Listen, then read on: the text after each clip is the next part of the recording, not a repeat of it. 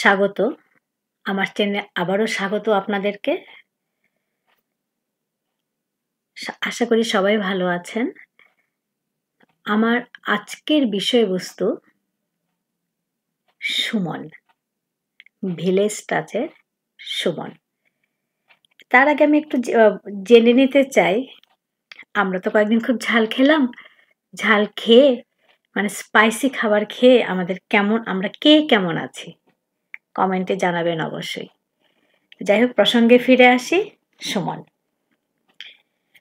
তো সুমন কিন্তু চমৎকার একজন ভদ্রলোক। ওই একটু এলাকার মধ্যে একটু গণ্যমান্য ব্যক্তি। বিশেষ করে আমি তাকে খুব রেসপেক্ট করি। সে তার বাবা-মার জন্য যা করছে সেটা বলার বাইরে। বিশেষ করে মাকে সে যেভাবে সেবা যত্ন করেছে, এটা এই সমাজে বিরল। শুধু বিরল না, আমার মনে হয় লাখে একটা পাওয়া যায় না উনি যেটা করেছেন। আর সুমনের বাবাকে দেখলে শ্রদ্ধায় মাথা নুয়ে আসে। নিপাট ভদ্রলোক একজন মানুষ, দেখতেই মানুষের শ্রদ্ধা কেড়ে নেয়। প্রণাম মেসোমশাই আপনাকে। তো ঠিক আছে, এখন আমি ফিরে আসছি আবারও সুমন প্রসঙ্গে, সুমনের দুটো ভিডিও নিয়ে। তো ভিডিওটার প্রসঙ্গ হচ্ছে সুমন এবং লিটনের স্টেপ মাদার, সেই রংপুরের ভদ্রমহিলা, ওনাকে নিয়ে। তো ওনাকে নিয়ে তো বিতর্কের সৃষ্টি। তো প্রথম দিকে সুমন যেটা বলেছিল, আমি ভিডিওর নামটা বলে দিচ্ছি, বৃষ্টি বাঙালি খিচুড়ি, খুব সম্ভবত এরকম একটা নাম। ঠিক 11 মাস আগের একটা ভিডিও। ওখানে দেখবেন যে লিটনের স্টেপ মাদার বসে ওনাদের সাথে খিচুড়ি খাচ্ছে।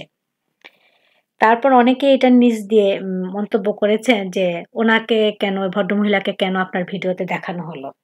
তো আমি যতদূর জানি ওই সময়ে তাদের ঝামেলা হচ্ছিল মিতুর সাথে, লিটনের সাথে, ওই ওনার। এবং উনি প্রায় না খেয়ে থাকতেন, মানে শুকনো খাবার খেয়ে থাকতেন। হয়তো বা সেই সূত্রে যখন সুমনদের বাড়িতে যায় এবং সুমনরাও তখন দুপুরে খেতে বসে একই সাথে খায়। কিন্তু এটা অনেক দর্শকরাই পছন্দ করে না যে ওই ভদ্রমহিলাকে কেন দেখানো হয় ওনার ভিডিওতে, সুমনের ভিডিওতে। তো যেটা হয়,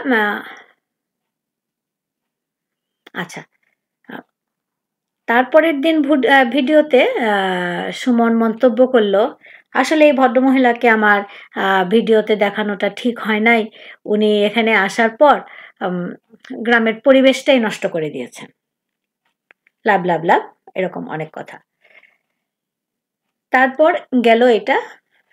এরপর বিশেষ করে লিটনদের বাড়ির ভক্তরা, লিটনরা, কৃষ্ণরা খুব সচেতনভাবে ওনার ছবি, মানে যেন কোনো রকমভাবে তার ছবি যেন ভিডিওতে না আসে, তারা সচেতন থাকতো। খুব, যেটাকে যে আমাদের বাংলা কথায় কেরিবিতে করে ছবি তুলতো আর কি। যাই হোক, গেল দিন পার হইলো, অনেক কিছুই হচ্ছে। তারপরে মাঝখানে একদিন সুমিত্রা এসে বলল, আমি তো খারাপ দেখি না ওনাকে। সেটাও গেল, দিন গেল, ভালো গেল, অনেক কিছুই হলো। তারপরে যখন ফাইনালি মিতুরা বাড়ি ছেড়ে চলে যায়, তখন সুমন এসে আবার এই ভদ্রমহিলার গুণগান গাওয়া শুরু করলো,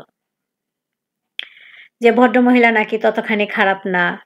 এর আগে একদিন আরেকটা প্রসঙ্গে উনি বলেছিলেন যে ভদ্রমহিলা খুব ঝগড়া করে, আসলে কথায় কথায় ঝগড়া করে, তার একটু মনে সমস্যা আছে। ভালো কথা। আবার এই যে যখন মিতুরা চলে যায়, তখন আবার এসে বলে যে সে যখন চলে যায় তাকে তো অতটা খারাপ দেখি না, সুমন মিতুরা খারাপ করে। তবে হ্যাঁ, মিতুরা যেতই, এটা টুডে অর টুমোরো, এটা সময়ের ব্যাপার ছিল, মিতুরা যেতই, কিন্তু তারা এটাকে ইস্যু বানিয়ে গেছে। কেন যেত, এটা যারা বুদ্ধিমান মানুষ তারা সবাই বুঝবে, যারা মানে একটু সচেতন, সমাজ পরিস্থিতি ভালো জানেন, তারা সবাই জানবেন যে কেন যেত। তারা যেতই, এটা টুডে অর টুমোরো। কিন্তু সুমন, আমার কথা মানে কথা হচ্ছে, সুমন তখন ওনার পক্ষ হয়ে কথা বললেন, সালিশ টালিশ হলো, ওইটা প্রসঙ্গটা মনে কিছুটা এনেছিলেন। তারপর সবটুকু আনা হয় নাই। যাই হোক, যতটুকুই উনি বলেছেন, আমি ওর এই ভিডিওটা নিয়ে আরেকটু কথা বলবো, যে আজ কিছু কথা না বললেই নয়, এটার কিছু যুক্তি খণ্ডন আমি করব, কাল পরশু আমি এটা করব। তো এখন আমার মানে দর্শকদের কাছে প্রশ্ন, সুমনের কোন কথাটা ঠিক? যে ভিডিওতে উনি বলেছেন যে এই ভদ্রমহিলা আসার পর গ্রামের পরিবেশ নষ্ট হয়ে গেছে, এইটা? নাকি উনি পরবর্তীতে যেটা সাফাই গাইলেন যে উনি ততটা খারাপ না? দর্শক, আপনাদের কাছেই প্রশ্ন, আসলে কোনটা সত্যি? আপনাদের কাছ থেকে আমি উত্তর চাচ্ছি। আমার কমেন্ট বক্স ওপেন। আপনারা আমার কথার সাথে যদি একমত হন, থামস আপ, এবং আপনারা কমেন্ট করুন। সবাইকে স্বাগতম আমার কমেন্ট বক্সে। আজ এই পর্যন্তই। আবার কথা হবে আগামী কোনো ভিডিওতে।